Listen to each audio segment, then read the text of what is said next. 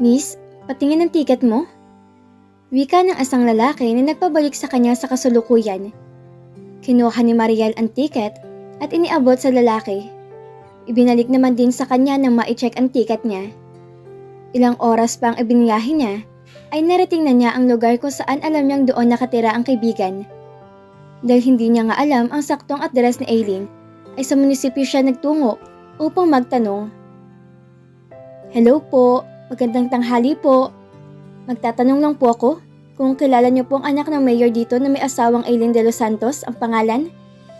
Diretsahan ni Mariel na tanong sa taong sa tingin niya ay nagtatrabaho sa munisipyo.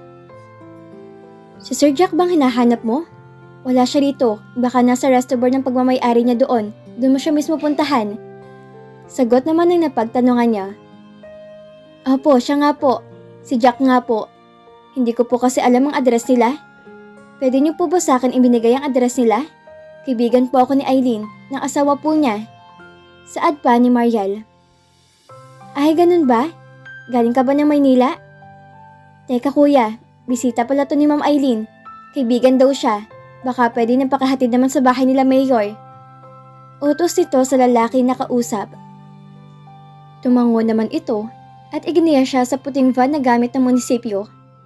Salamat po, ang sabi niya. Excited si Mariel na makita ang kaibigan.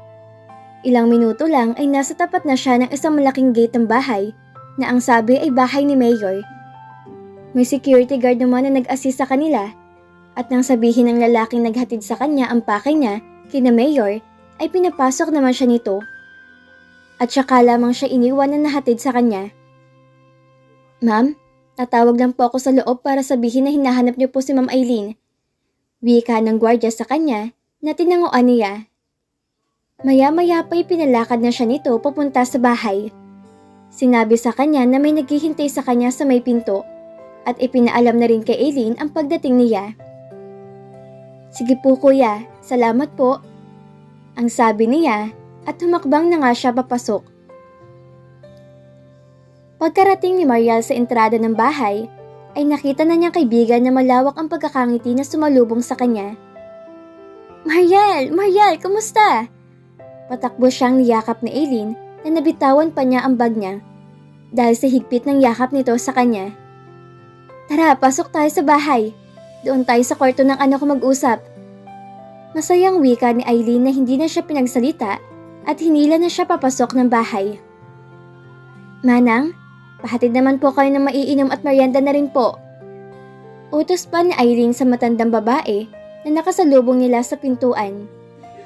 Sige po, Ma'am Aileen, ipapahatid ko na lamang po merienda nyo. At nagtungo na nga to ng kusina. Salamat Manang, pahabol na sabi ni Aileen sa mayordoma at muling hinila nito si Mariel hanggang sa makarating sila sa nursery room ng anak nito. Nakita ni Mariel ang baby boy ni Aileen na nilalaro-laro ng yaya nito. Napabisita ka, hindi ko inaasahan ang pagdalaw mo. Bakit hindi mo man lang muna ako kinontak para naman mapaghandaan kong pagdating mo? Nga pala, baby namin ni Andrew, si Adrian. Ninang kanyan ha, kayo ni Chris? Uuwi raw ang bruhang bakla kapag malapit ng binyag. Nag-message ako sa iyo ah, hindi mo na ba nabasa? Sabay na binyag sa birthday ng daddy niya sa susunod na buwan na yon. Mahabang ngita niya ni Aileen sa kanya habang hawak na nito ang anak. Yaya, sa labas ka na muna. Tawagin na lang kita kapag may kailangan ako.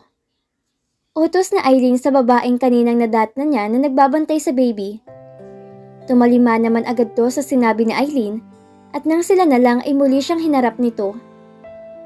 Kanina pa ako salita ng salita, tahimik ka lang. Tayo na nga lang nandito, baka naman gusto mo nang sabihin kung bakit napadalaw ka. May problema ka no? Pangungulit na ni Aileen. Nangiti naman si Mariel sa itinura ng kaibigan pero tumango rin siya para i-confirm na tamang hinala nito sa kanya. Nandito ka na rin Mariel, sabihin mo na, anong problema mo? Saad pang wika ni Aileen. Malaki yung problema ko eh. Need ko ng tulong mo, sana matulungan mo ko. May pinagtataguan kasi ako. Wala na akong ibang maisip na mapupuntahan bukod sa'yo. Pagtatapat ni Mariel. Tinakasan ko kasing lalaking pakakasalan ko sana. Hinahanap niya ako at pinagbantaan sina lolo at lola. Nagagantihan niya ako kapag nakita niya. Hindi naman basta-bastang pamilya nila Don Crispin. Natatakot sila lola na baka kung anong gawin sa akin ni Jerome, kaya pinagtatago na muna nila ako. Matutulungan mo ba ako, Eileen? Pwede ba na ampunin mo muna ako kahit 1 buwan lang? Tapos baka pwede mo rin akong bigyan ng trabaho habang nandito rito ako.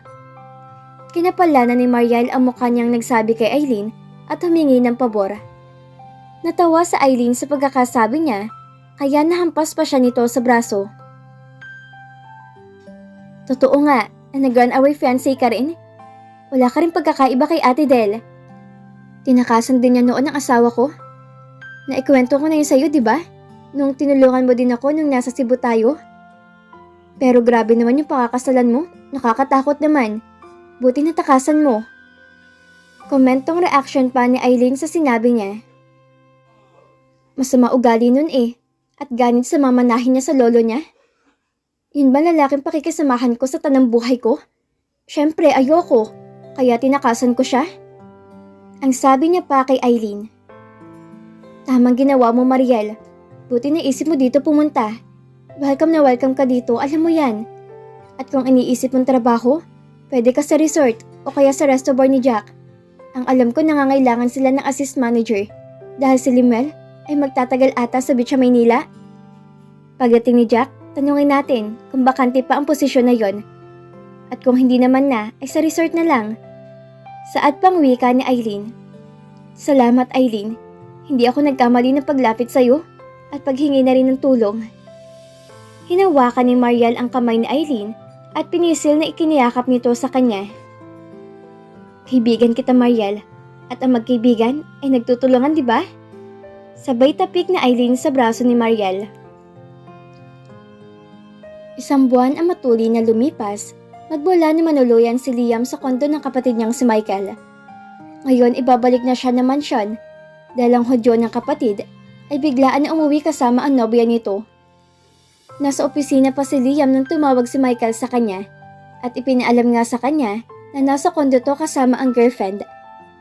Ayaw naman niya makasagabal sa dalawa, kaya pagkatapos niya sa opisina ay dumiretso na siya sa bahay nila. Kasalukuyan naman na naghahaponan ang kanyang mommy nang dumating si Liam ng bahay.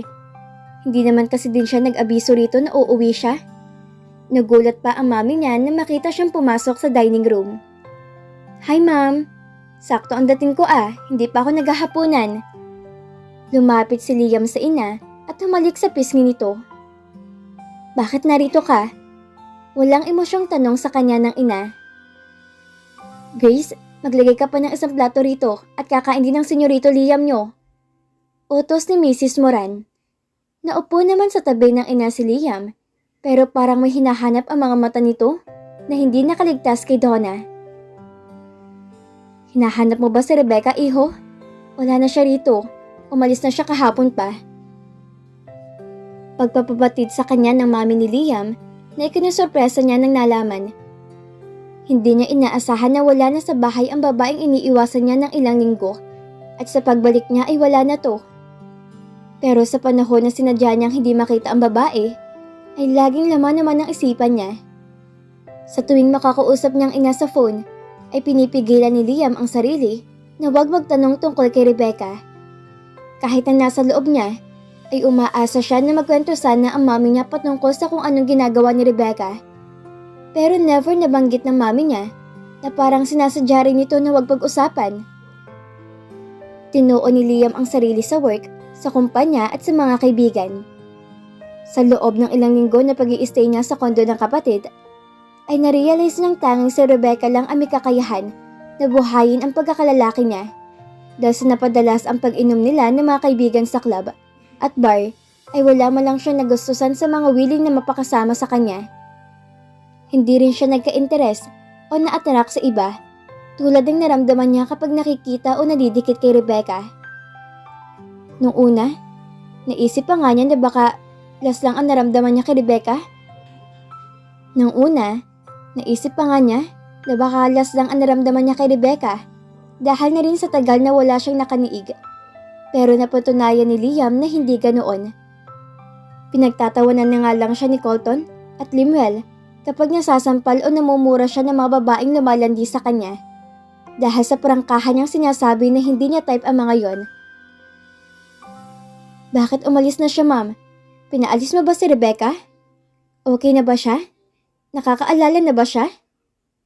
Sunod-sunod ni Liam na tanong sa ina.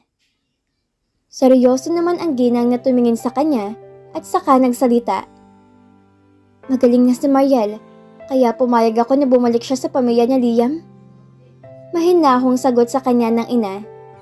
Napakunot noo si Liam at sinabi sa kanya nito, Mariel? Sambit ni Liam na tanong.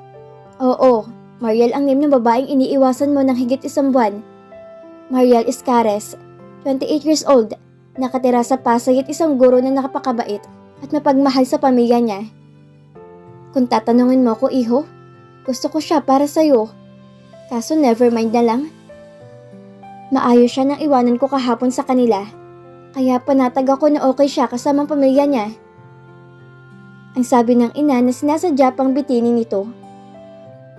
Ikaw naman, bakit narito ka ngayon? Don't tell me na namimiss mo ako.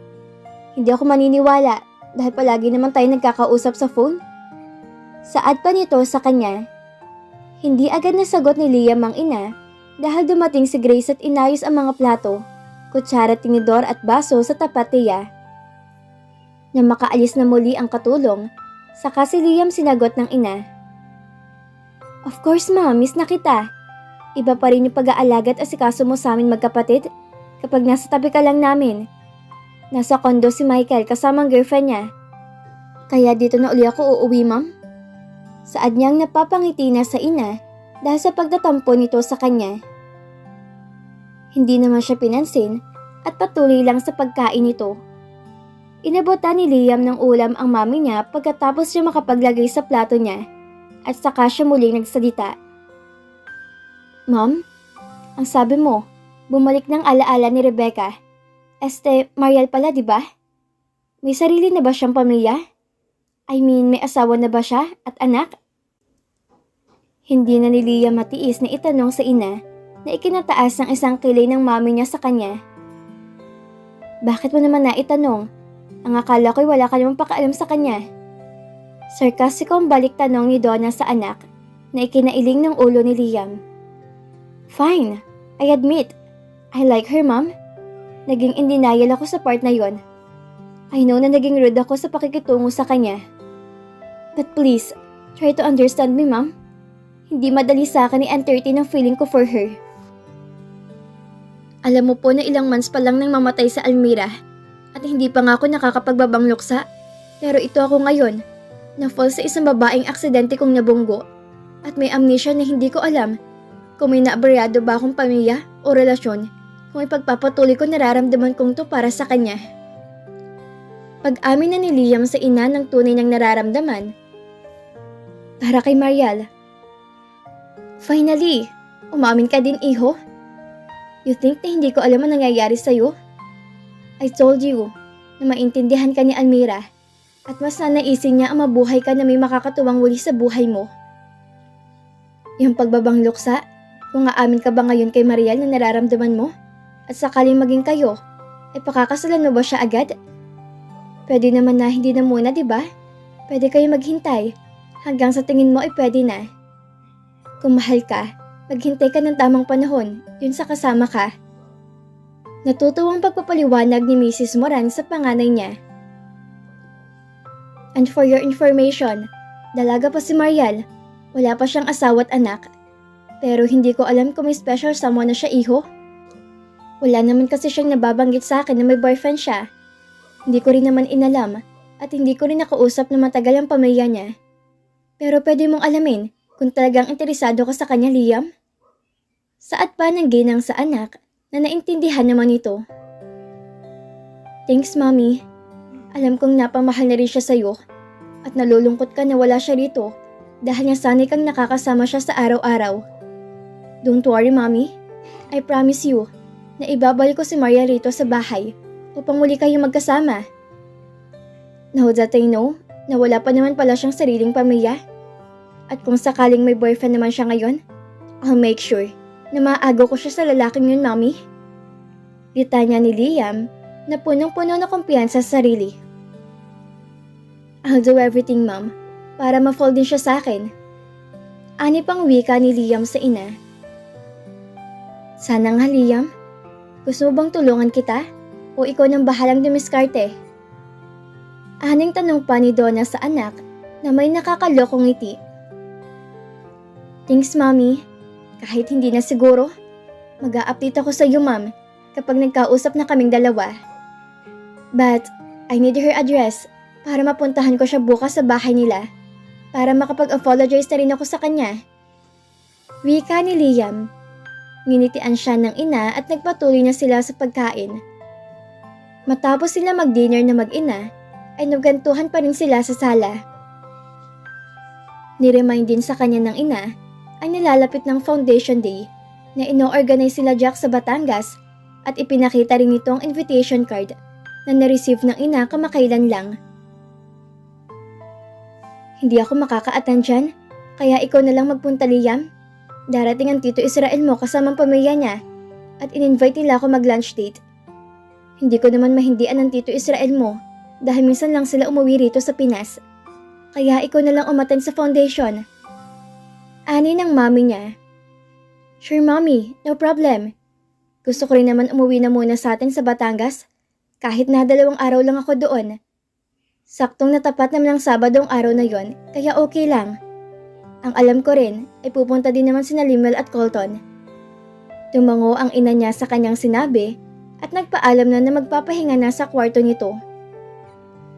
Nagtungo na rin si Liam sa silidiya, ngunit bago pa siya tuluyang pumasok sa kwarto niya, ay napatingin pa siya sa katapat na room na ilang linggo rin ang ino-occupy na babaeng nakakuha ng interes niya at ilang linggo rin na nagpagulo sa kanyang isipan.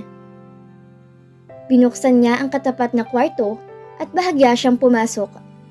Napabuntong hininga pa siya nang makita ang loob na bakante na ulit. Naalala pa ni Liam ang ilang naganap na insidente sa kanila sa kwarto na yon, naging dahilan ng pagkahulog ng loob niya kay Rebecca, na Mariel pala ang tunay na pangalan. Napapikit pa siya at pumasok sa isipan niya ang magandang mukha ng babae. At bago pa siya tuluyang lumabas ng room na yon, ay napangiti pa si Liam at naiusal pa ang salitang, "Please wait for me, Mariel."